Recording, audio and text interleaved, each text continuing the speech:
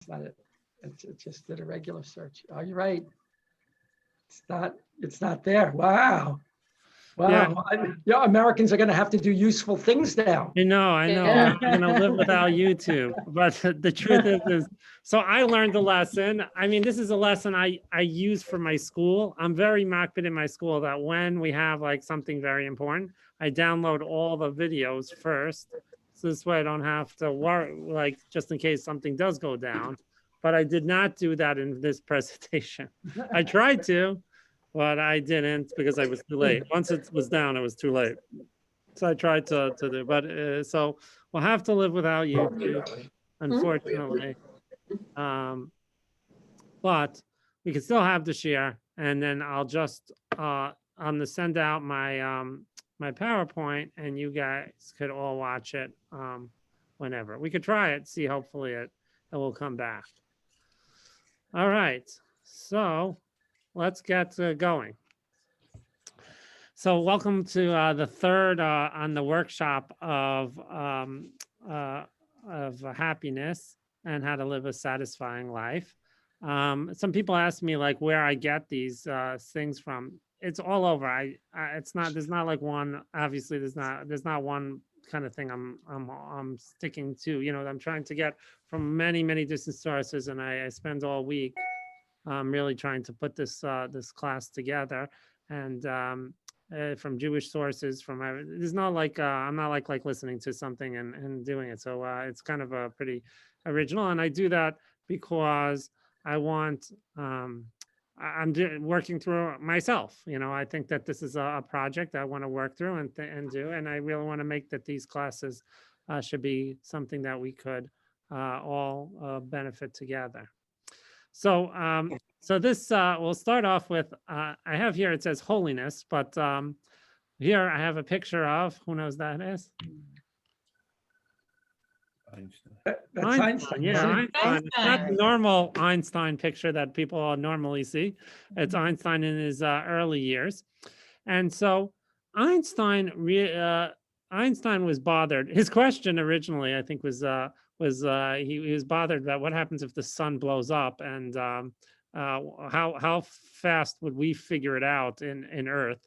And what Einstein came up upon, that was one of his issues, and he had an issue of how the sun and the moon really work together. But what Einstein came up with in his theory of relativity is that there's a connection between time and space, and that really relates to gravity. So here you see in the picture here, it's the gravity. But what Einstein said was that when Earth, even though we can't see it, right? So Earth takes up space when it takes up space, and therefore it takes up time. So time and space work hand in hand. So time is relative. When we say the theory of relativity, time is relative to where you are. So for instance, if you're low, and that's why gravity works when you're low, so time is going to work different than if you're on top of a mountain. And today, if you're flying on a plane and you put a clock, and then you go to a low, go to the ground, there is we can tell that time will run differently depending on you are. It's not going to be exactly the same. And not only that, even what you're watching now is not, you're watching already later on in time, right? It's not only because of the internet, but because when we ever talk and we ever see, it's not necessarily the present. So there's time and there's space. Most religions are very tied into space. So for instance, shul or church or the mosque, many of the areas that you have, which are called holy places, are very important. In Judaism, we have this Beis Hamikdash, right? The Beis Hamikdash. So you would think that the Beis Hamikdash is the most important thing in Judaism. And yet, what we see in the parsha, the Torah tells us, not in this week's parsha, but the Torah tells us, tishmaru, that you should keep the Shabbos. Ki osi veni veinchem l'dorosechem l'das ki ani Hashem elikadoshchem. And then it talks about the building of the Mishkan. So Rashi is worried about how come we talk about Shabbos and then we talk about the Mishkan, the building of the Mishkan. So Rashi has a really important principle that Rashi tells us that in Judaism, the place you are is not as important as the time. It says, "V'ata t'daber al bnei Yisrael." V'ata. So he says, what is it? So he says, "Afal pi she'ipakticha litzvosam al malachas hamishkan." Even though Hashem commanded us that we should build the Mishkan, right? Al yika yakel beinecha lidchos et haShabbos mimnei osam malacha. You shouldn't easily push aside it shouldn't be easy. It shouldn't be light in your eyes, the thing. You shouldn't push aside Shabbos because of that work. In other words, what is more important is Shabbos than even the building of the Mishkan. That's what Rashi says. And so therefore, we think that building the shul or the shul is so important. This is something that we stress within Judaism many times, not just in Shabbos, but the shul. We try to minimize the shul sense that the family is much more important than the shul, and even the school. The ideas that you have within the family, the things that are taught, the religion that occurs, the connection that you have to God, is not going to take place in the shul. It's really it's as important, I think, the shul is, and the shul is extremely important. I always say that the most important part of the shul is what connects you as an adult to the shul, is that it connects you to everything.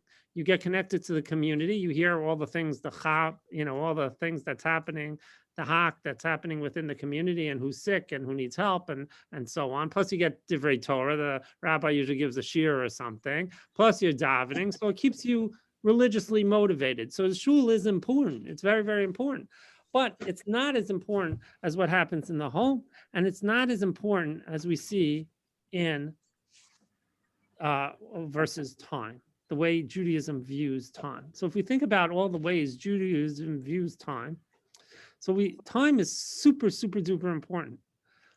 The first mitzvah, the very, very first mitzvah that we have as we were given as a people, that's the first Rashi in Chumash. Rashi asks, well, why don't we just start with HaChodesh Hazeh Lachem, right? Why didn't the Torah just start with the first mitzvah, the Rosh Chodesh? And then then Rashi gives his answer about, the nations are going to come up and challenge about Israel. Plus, we also see the importance of having Bereshis and so on. But we see the time is so important that Rashi thought that maybe we should start with the first mitzvah. And what's the very first mitzvah? The first mitzvah that we are commanded is on time, on Rosh Chodesh, that we have to make our calendar. And so we see that things like Shabbos and Chagim are so vitally important in the world, in the Jewish world. Rav Soloveitchik writes that he's talking about that certain people are not able to testify as a witness in court. And so he's talking about a slave, and he says that the reason that the slave cannot testify in court is that a slave has no real sense of time, an essential element of testimony. Since each day for the slave is precisely the same, and there's little hope and anticipation for the future. Time is not dynamic or special for this person. A free individual is uniquely conscious of the concept of time. That is why, in transforming the Jewish people from slave mentality in Egypt into a free nation, God had to make the Jews keenly aware of time in the commandments. He gave them the first mitzvah, which was setting up the Jewish calendar prior to leaving Egypt. So the very, very first mitzvah that we were given is time, because that's the difference between a slave and a free person, is that a free person is able to control their time. And this is going to become so important when we talk about happiness. It's on how we deal with time. In fact, the word in Hebrew for, what's the word in Hebrew for a free man?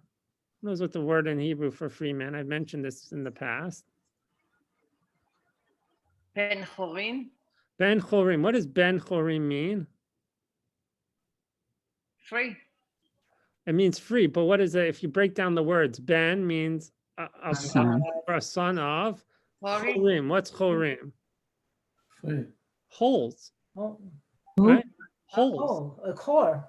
A chor is a hole, right? So what's a Ben Chorim? Somebody who has holes that they could fill themselves, right? Somebody who's able to fill their own holes, their own time. They can fill their own things, what they want to do with the time. A slave can't do that. A slave has to listen to whatever the master tells them to do, and they have no control of their time. But a Ben Chorim is somebody who could control their time. And that's the first thing that Hashem had to show us. The very first mitzvah is that we control our time. We decide as being free people how we're going to spend their time. And time is something that is an investment. You only have a certain amount of time. Money goes and money comes back, but time is finite for us, for humans, and we only have a certain amount of time. So how we spend our time is everything. That's our life. Our life is going to be defined by how we spend our time. So, Rabbi, those of us that work in schools, every day is Groundhog Day. Now it is. Right. That's true. And so we read this in Koheles. So Koheles, let's see, now I have no YouTubes. So again, because coming in late, there's my YouTube is down all over. Everybody, I actually did a search just and saw that YouTube is calling it. So it's, again, I'll send this out and you could, I wasn't going to play It this. appears to be up. I just tried, I mean, at least it did a search, so it might be. You might did a be up search, now. but you can't play any videos. We can't play it? Okay. You can't play any videos. I could do a search also, but I can't play any videos. Maybe it will be. I'll try it next time. This I'm not going to show the video anyway. I was just putting it in. It's the Birds Turn, Turn, Turn song, which is taken in from Koheles, the third parak of Koheles, which says, L'chol zman va'es, l'chol chayfetz tachas hashamayim, right? That there's a time for everything in the world. Eis la'ledetz ve'eis la'mus, right? There's a time to give birth, a time to die. There's a time to everything. Everything has its time in the world. So why are we limited in time? Why is it that God made it that we only have so much time? So there's a book called My Name is Asher Lev by Chaim Potak, and he asked this question in this: How come God made it that we only have so much time? So he says, he writes, 6-year-old Asher asking his father, so this is, he sees a dead bird. That's it. What dies? He asks him what dies, looking at the dead bird. He said, I couldn't grasp it.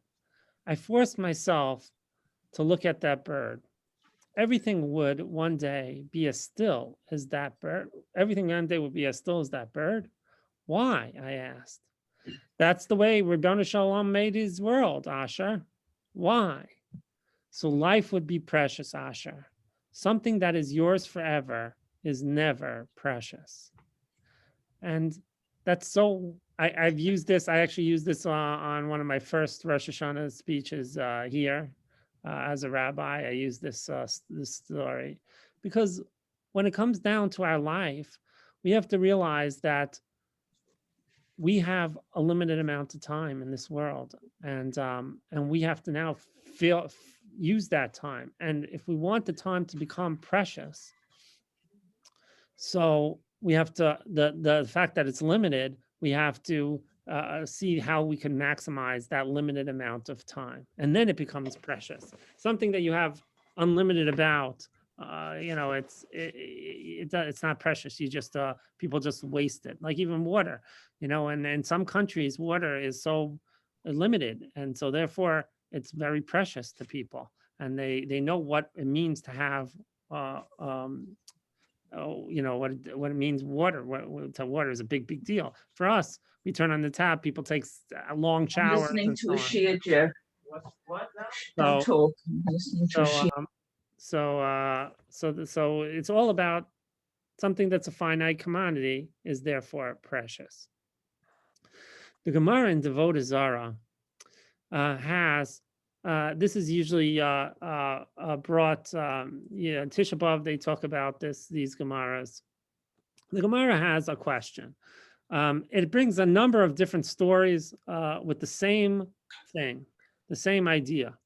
And so here's one of the stories. So the story tells us that it says the sages said that even a few days passed before Rav Yosef ben Kasima died. So Rav Yosef ben Kasima dies of his illness, and all the Roman nobles went to bury him. He was a very important person. And upon their return, they found Rav Chanina ben Trajan, who was sitting and engaging in Torah study and convening assemblies in public with the Torah scroll placed in his lap. Now, the law of the time was that if you taught Torah, you would be, or did open religion, you would be chayav misi. They would kill the person for it. Which is even in the case we could relate to it, in like North Korea and so on, where they're very strict against religion. So they brought him to be sentenced, wrapped him in the Torah scroll, encircled him with bundles of branches, and they set fire to it. And they brought tufts of wood and soaked it in water and placed it on his heart, so his soul would not leave his body quickly, but he would die slowly and painfully. The daughter said to him, "Father, must I see you like this?" Rav Chanina ben Trajan said to her, "If I alone were being burned, it would be difficult for me. But now I'm being burned along with the Torah scroll. Who would seek retribution for the insult according to the Torah scroll will also seek retribution for the insult according to me." His student said to him, "Our teacher, what do you see?" Rav Chanina ben Trajan said, "I see the parchment burning, but the letters are flying to the heavens." They said to him, "You too should be open your mouth and the fire will enter you and you'll die quickly." Rav Chanina ben Trajan said to them, "It is preferable that he who gave my soul should take it away, and one should not harm oneself to speed his death." So the executioner said to him, "My teacher, if I increase the flames and take off the tufts of wool from your heart, so you'll die sooner and suffer less, will you bring me to the world to come?" Rav Chanina ben Trajan said to the executioner, "Yes." The executioner said, "Take an oath from me. That's what you say is true." Chanina ben Trajan took an oath. The executioner immediately increased the flame, took off the tufts, causing his soul to leave his body quickly. The executioner, the two jumped in the fire and died. A divine voice emerged and said, "Rav Chanina ben Trajan and the executioner are destined for the life in the world to come." Now, here's the point. So there's a lot to be said on all these things. And the stuff we talk about on Tisha B'Av and many other times we talked about so many different questions on this story. But here's the point that we're going to focus on. Rav Yehuda Nasi wept, and he says, there are those people. So here the executioner, who's an executioner, he wasn't a good guy. He was an executioner. And yet he said, "Will you take me to the world to come?" And he got it. Right? So he says there are those who acquire his share in the world to come in one moment, such as this executioner, and there is one who acquired the share to Yam after many years of toil, such as Rav Chanina ben Trajan. What does he mean by that?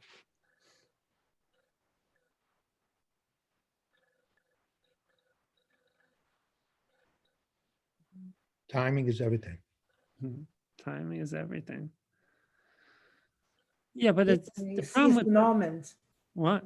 Seize the moment. So yeah, so the problem with timing is everything is that the issue that I would have is that then it's a matter of luck. Seizing the moment, at least you see your opportunities. But if you say timing is everything, so then life is like it's like a game a little bit. If you're lucky enough to be at that moment, so then you get the world to come. Yeah, he was the executioner on that day and nobody else. Right, that's true. He had the thing, but So what does it mean? So therefore everything is forgiven? So everything is good? Well, he had to just see happened to the be opportunity, Because he took that opportunity. right? He's had to see that, I mean, there, but right, the idea that you could do something that's really important once, or you can do slow things up through your life. I guess there are many routes to Olam Haba. Carpe diem. Right, so, okay, It's an awareness of being aware of what's happening around you and knowing when you can grab that moment. But you have to be aware, you have to be in that moment to know what to do. okay, that is a very good point. Yes, you do know how you have to. So personally, when I read this Gemara, I don't think Rav Yehuda Nasi, I think he wept on understanding that, how much the moment means, how much that one moment means, right? But I don't think he thought that the executioner then was on the same level of Rav Chanina ben Trajan because he did this one act. In other words, if we look at Olam Haba as, and I don't want to get into that because it's really against this thing, but if we look at Olam Haba like that, there's just Olam Haba and you either get it or you don't get it, right? And everything's equal. So then,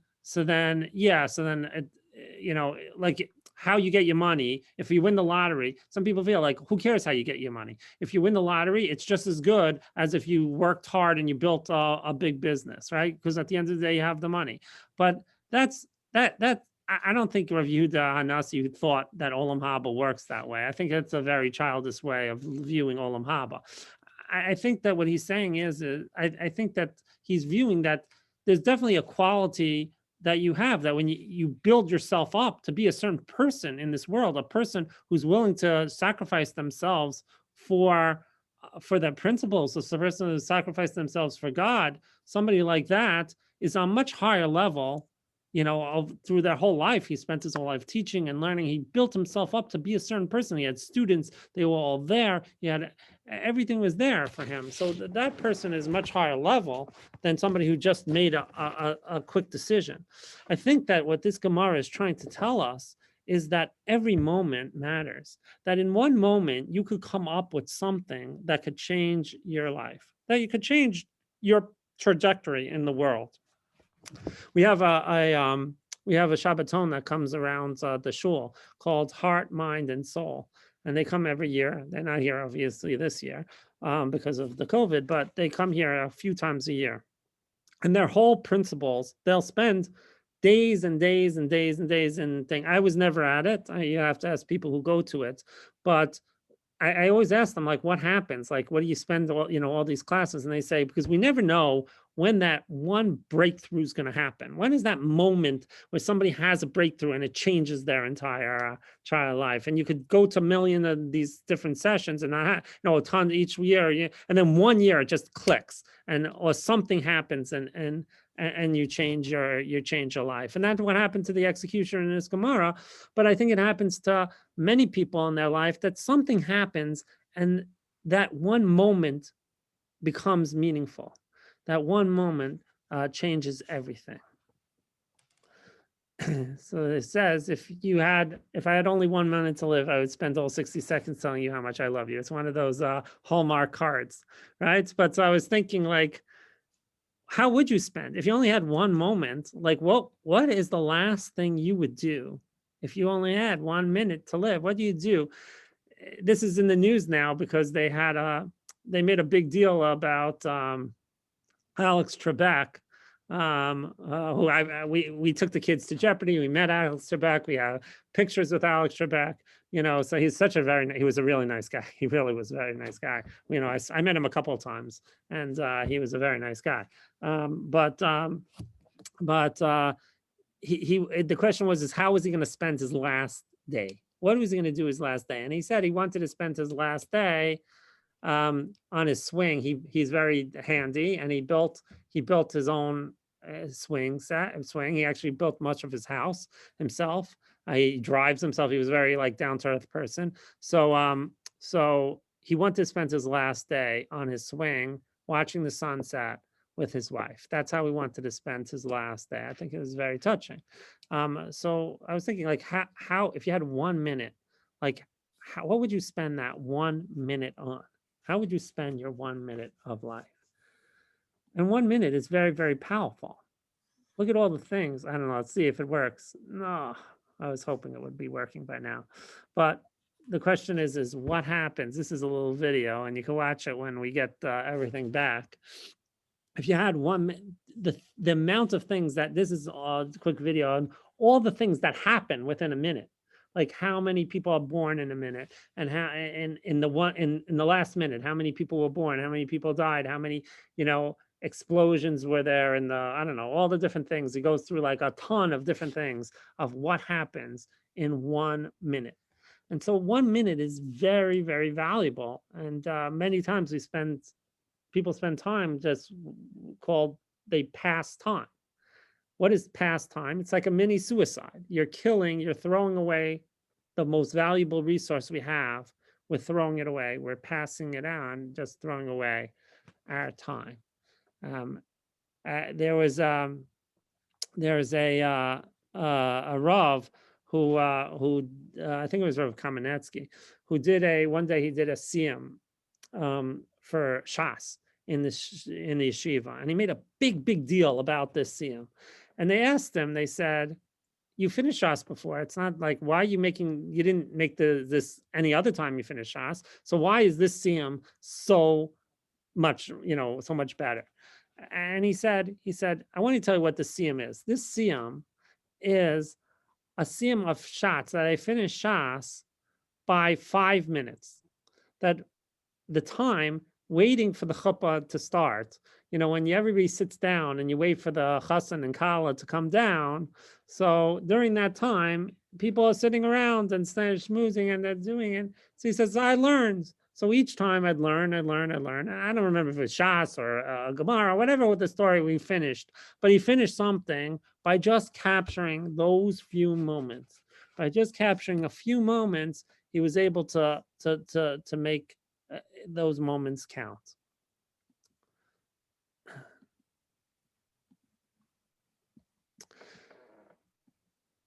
This is something that I was looking for this study of this. This is something I've been saying for a while. But so now that we're doing this course, I figured like I want to see if I could back it up with and anybody else saying this as well. So I did. I found that it was in the New York Times. It's called The Myth of the Quality of Time. I've been saying that I don't believe in the idea of the quality of time. I used to talk about the idea of quality of time versus quantity of time. And you say, I can't be with my family a lot, so we'll make the time that we have with them quality time. And so people talk about the quality of time. And it rubbed me the wrong way, because I don't know, how do you get that quality of time? Like, how do you say this is quality of time and this is not quality of time? How do you ever bring about that quality of time when you're not with the person? So there's a whole art. So I found an article in the New York Times by this Frank Bruni, and he writes, "I know how my 80-year-old father feels about dying, religion, and God, not because I scheduled a discreet encounter to discuss all of that with him. I know because I happened to be in the passenger seat of his car when such thoughts were on his mind. And when, for whatever unforeseeable reason, he felt comfortable articulating them." In other words, and you can read the article. I put the link in here, and when I send it out, you can read the article. But what he's saying is there's no such thing as really quality of time. There's just time. And how you spend your time will determine whether it's quality of time or not. You spend a lot of time with somebody, and those moments that you have with those people will become quality of time. When I start looking back at all the different things that I did with my kids, so it's not that I like carved out. Yeah, we have the vacations and so on, but most of the things happen, most of the moments that stand out, most of the moments that help change them and help forge our relationship weren't like things that we necessarily like went to a special thing. Yeah, okay, the Jeopardy thing, so that will stand out in our minds. But it's also the car rides that we had. It's the Shabbos dinners that we had. It's all those. It's the time that we spend together. You put that all together, and then you have quality of time. You still get to know the person. It becomes quality of time. So I think there's just time, and then how you spend the time will dictate whether it's quality of time or a waste. If everybody's sitting at the dinner table and we all have our phones out and we're all talking, so we're doing time, and you could even say we're spending time together, but that's not it doesn't turn into quality time because we're all busy at something else.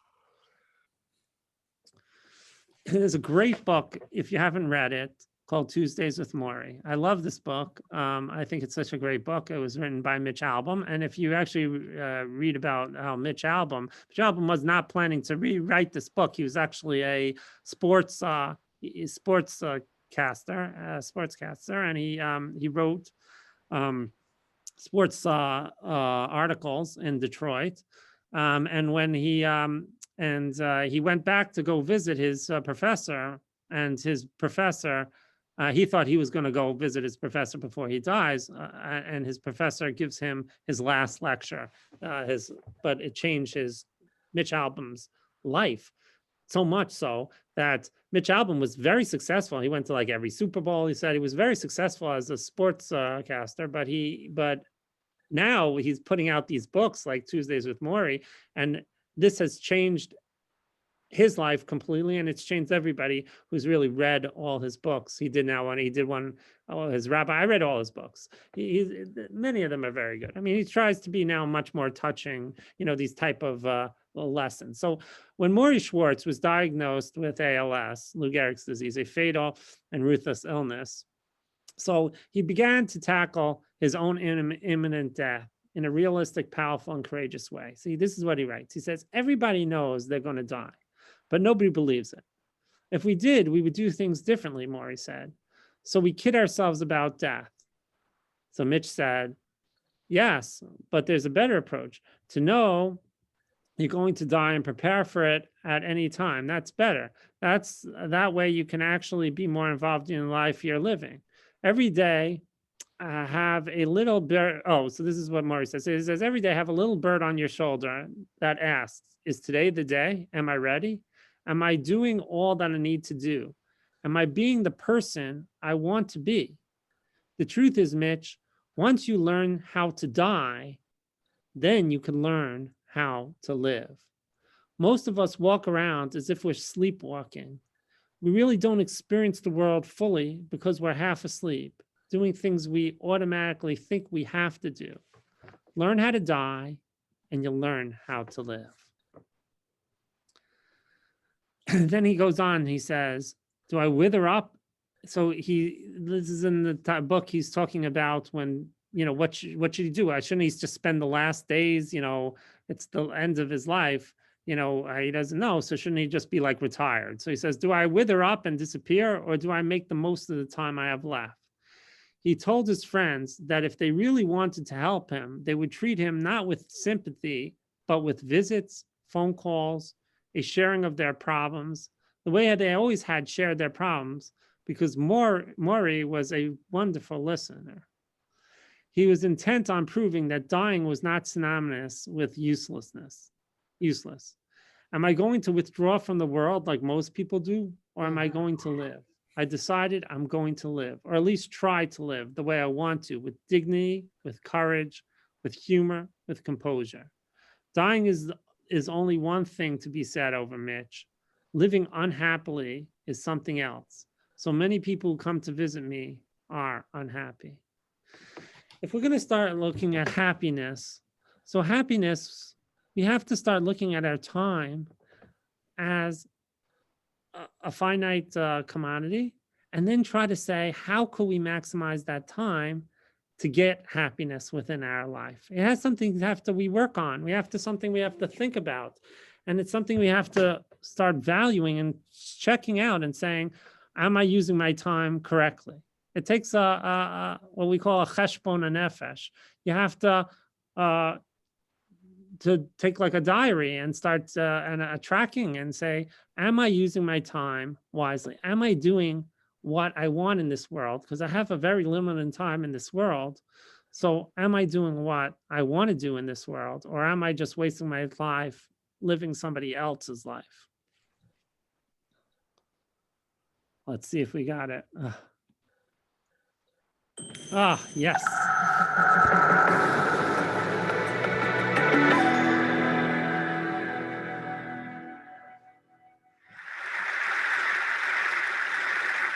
So I've been thinking about the difference between resume virtues and the eulogy virtues. The resume virtues are the ones you put on your resume, which are the skills you bring to the marketplace.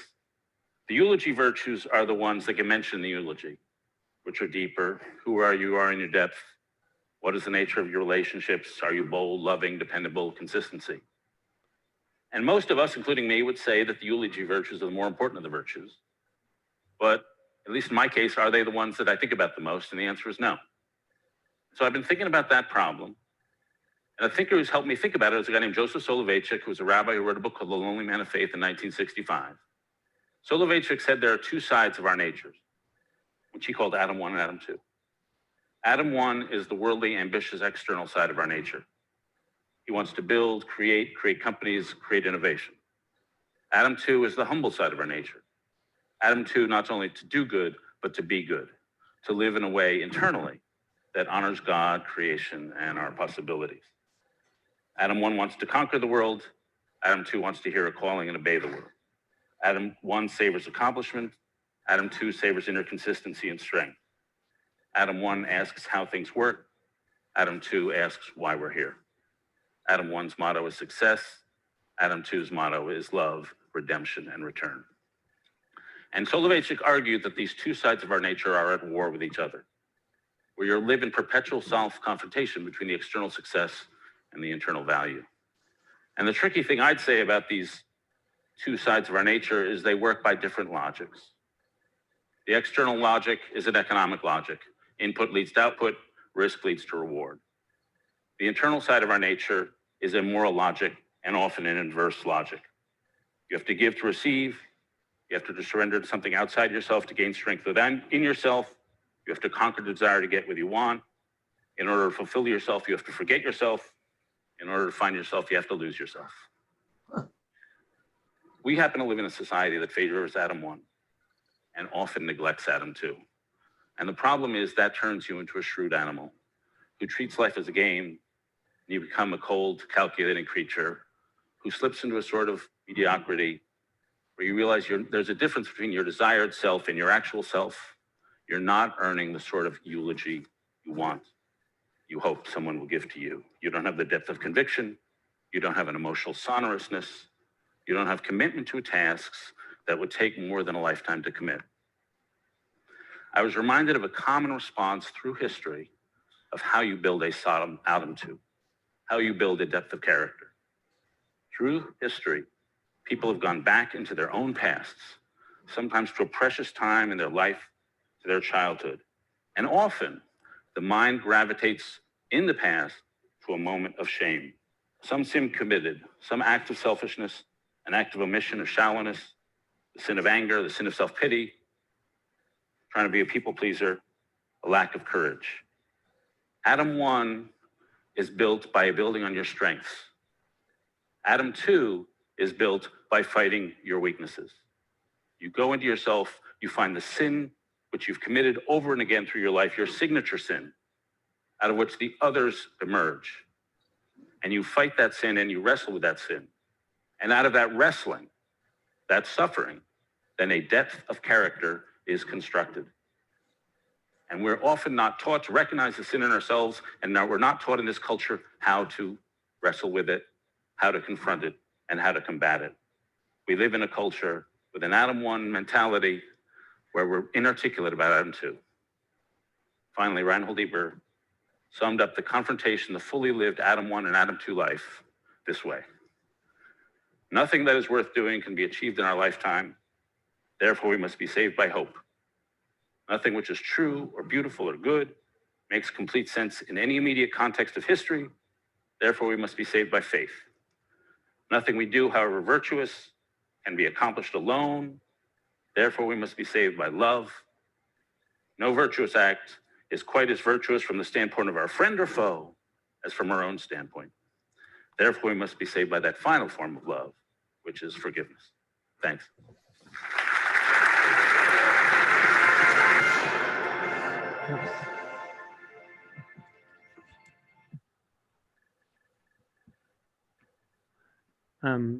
It's a very, that was a very powerful presentation. Whoops, sorry. Okay, no, I don't want to start this yet. I believe So he said, so David Brooks, he wrote a book called The Road to Character. It's a great book. I've used it in many different things in classes. I think every rabbi probably has used it in certain stuff. He has I actually read all his books. David Brooks it's interesting. I've seen such a major change in David Brooks through the life, and he struggles. He's actually struggles with life, but he talks about, Adam 1 and Adam 2. Adam 1 and Adam 2, the Rav is talking about the two in Bereshis. There's two different creation stories. And so he's talking about the two different creation stories. And he's mentioning how the two creation stories is not really two different creation stories, but it's creation of the struggle that we have in our life. And his point of that, these resume virtues versus eulogy virtues, that most people spend more time on the resume virtues, trying to conquer the world, trying to build up businesses, trying to find skills that will be marketable, and they reject the things that are the most meaningful in their life, the most important things in their life, how they really would rather spend their time, because they're too busy worrying about how others would say, would look up highly on if you have a great title, if you have a great job. So that gets a lot of accolades. But for us, is that the way we want it? Do we get happiness? Do we get satisfaction in our life by those things, by those resume virtues? Or do we really want to look towards what he calls the eulogy virtues, the things that are said at the eulogy? Nobody says at the eulogy, well, he worked for 35 years and, that's something to be praised. It's always, he's a great father. He was a great grandfather. He was a good friend. He gave charity. It's all the things that we as people know are more valuable in the world. Those are the things that most people just push aside. So when we think about our time, our finite time, so how do we want to spend that time? What is going to give us more satisfaction in our life? Is it the resume virtues, or is it the eulogy virtues? Rav Tursky. that happiness is self-fulfillment.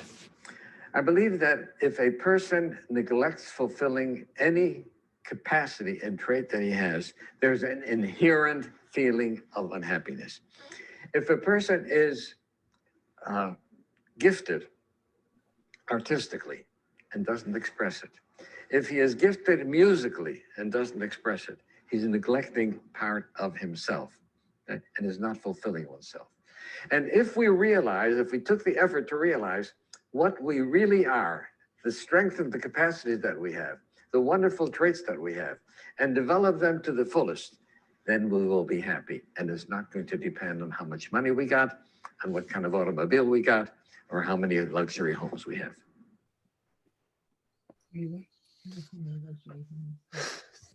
So happiness, this ties in the time that we have, how we fulfill ourselves. That's what's going to make us happy in the world. That's where we're going to find our self-satisfaction. That's where we're going to have our fulfillment. So how do we do this? Well, how do we do this? So there was a study done by the papers by these three people who studied it. And it says, if money doesn't make you happy, consider time. So how do we use our time to help bring satisfaction to our life, to help us bring happiness to our lives. So they in the study have come up with 5 different things to try to maximize the time that we have for happiness. So the first one is spend your time with the right people. People who spend time with other people tend to be happier. Now we know this, we see this in the pandemic, that you spend time with others, then it picks people up. I'll tell you, I mentioned it many times in my speeches. We've been trying very hard to go and visit people. I see it myself. First of all, it's good for me, but I see it how it picks people up when I go and talk to them in person, even on the phone. When I talk to somebody, it just like changes them. They all of a sudden like become more alive. So people who spend time with other people, and you'd think that you have, oh, look, I could do whatever I want. I could lock myself up. I could do whatever I want. There are people in Japan. They had I heard a whole podcast about this. These people, they never leave their apartment. Never, ever. These are young people. These aren't even old people. These are like 20-year-olds. They'll never leave their apartment because they don't have to. They have the food delivered to them. They play video games. A lot of play video games. They watch TV and so on. That's how they spend their time. And they end up, usually it doesn't end off well for these people. They have many more disease. Suicide rates are very high. They don't spend time with people. Spending time with people makes you happy. But equally important is with whom you spend your time. Interaction partners associated with greatest happiness levels include friends, family, significant others, where bosses and coworkers tend to be associated with the least happiness. I think that's obvious because, again, the bosses, that's all transactional. It's not trying to understand the person. We're just here to get something done. But we don't. How many times do people not even know anything about their colleagues and work? So therefore, they're not going to get any happiness, and they're not going to get any film because they don't even know anything but maybe their names, and maybe even sometimes they don't even know their full names. It's like, doesn't shock me. I mean, I'm in a small school, and most of the staff don't even know each other. I think it's so sad. I always am people don't even know, like, this is a teacher or not a teacher. Sometimes they don't even know that. And it's just like so sad. So I find that, they connect to people by just asking them about their lives. And all of a sudden they become so different. And the relationship that we have is different. Spend your time on the right activities. What you do with your time is crucial in determining happiness. Thinking of your time as an investment can be helpful. For example, asking yourself, what are the chances that the value of that temporal expenditure will increase over time? If you look at your time as time, that it's money. We start viewing our time as money.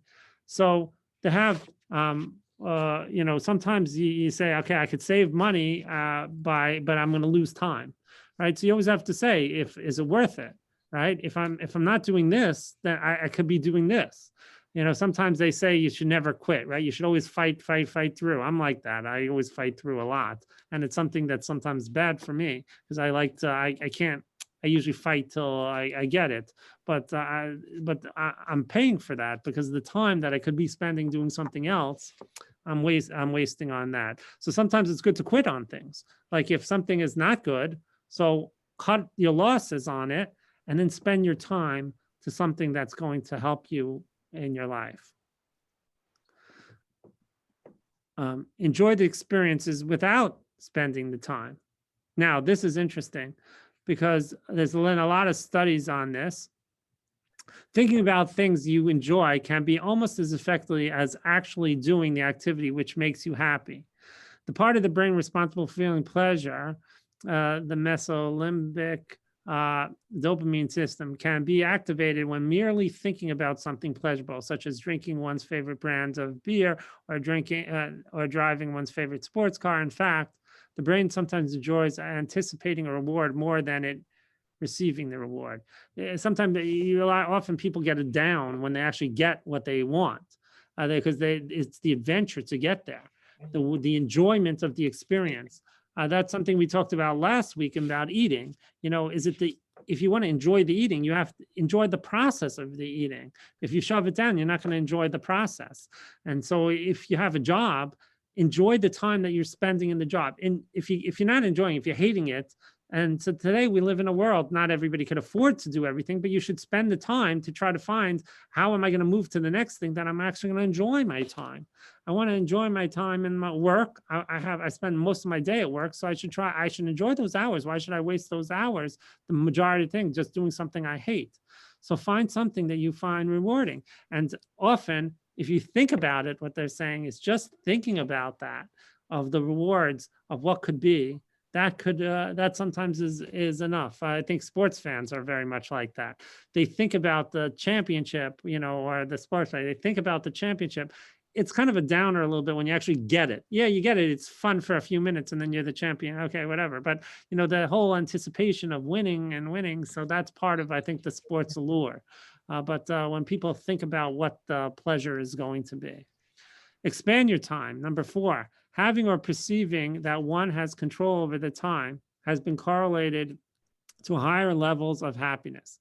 Having spare time and perceiving control over how to spend that time, discretionary time, has been shown to have strong and consistent effects on life satisfaction and happiness, even controlling for the actual amount of time one has. Right. Perceiving, so if you see that I have more time, I'm going to be free. So that actually brings about happiness. And finally, this one, I put a little bit more on it. Happiness. So it says, be aware that happiness changes over time. That the truth is the things that we think are happy, that make us happy when we're 20, or when we're 7, so it's not the same as we are when we're 30 or 40 or 50 or older. So whenever you have different things will change and make you happy. And it's very important for us to realize that as we get older, things that we had before are not going to make us as happy as and then therefore we should change it. We shouldn't just keep going with the things that we have. I think that sometimes people have this change of life. They buy a car, they think that car is going to make them happy because it would have made them happy when they're 20. If they had a Porsche, that would have made them happy when they're 20. Sometimes when you get older, you think it's going to make you happy because it made you happy then, but you change, your life change. And so therefore the way you should spend your time, spend your thing, that should change also. This is, I put at the end, time and good friends are 2 things that become more valuable the older you get. As somebody gets older, and I see this in myself, so your friends become so much more important. And it's the friends that you have experiences with, not just necessarily new friends. It's the older friends, the friends that you've gone through experience with, because as you're with those friends, you're reliving those experiences. As people, sometimes you have your oldest friends, so nobody else could remember those experiences except that old friend. So they could relate to what life was like, when we grew up. Nobody else could do that. So those friends become very valuable in your life, and to spend time with them and share with them, that will bring a lot of pleasure to people. I want to end off with a little 2 minutes from Rabbi Sacks, who passed away. I have a lot more to say about Rabbi Sacks. I'm still working on it. I'm trying to do something big, but we'll see if I could do it. But we'll end off with a little speech from the great Rabbi Sacks. As anyone who's ever really engaged in time management knows, the single most important distinction is between the urgent and the important.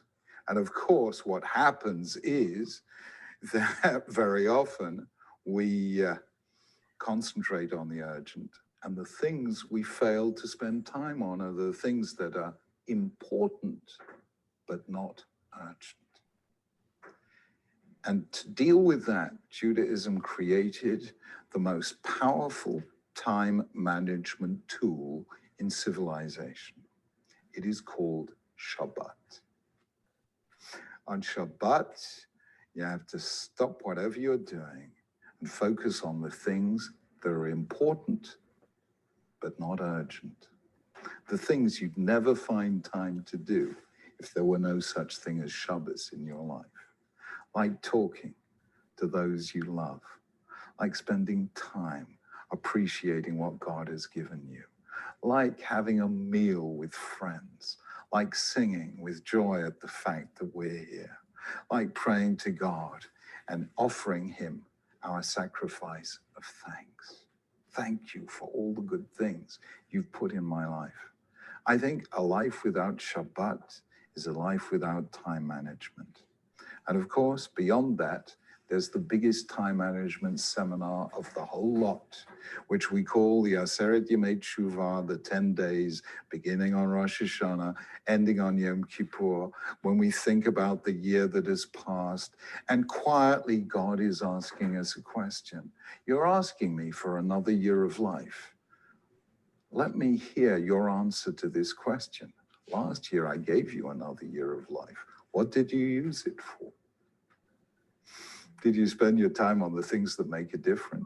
And that's really when we ask, what have we done in the past year? How have we added to the store of human happiness? How have we made the world a little better? And so Rosh Hashanah, Yom Kippur are to me the great time management days of a lifetime.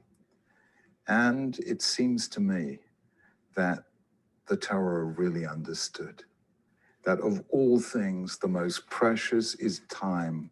It's the only thing that God gives to us equally on equal terms, however rich or poor, powerful or powerless. There's still only 24 hours in a day and still only 52 weeks in the year, and a span of years that is all too short. The essence of Judaism is contained in that marvelous line from Psalms, Limnot Yamenu Kein Hoda, V'navi Levav Chochma, teach us to number our days, that we may get a heart of wisdom. It is counting our time that is the most important thing in life. And Judaism, the world's most ancient, and to my way of thinking, the single most effective form of time management. Okay, on that, I want to thank everybody for coming to this class. And Thank you, Rabbi. It was really good. next week we'll continue other ideas to work on. Thank you. Thank you. Thank Thank you. you. Thank you very much, Rabbi. Excellent, really excellent. Beautiful. Thank you. Thank you very much. Thank you, Rabbi. Thank you. Thank you, everybody.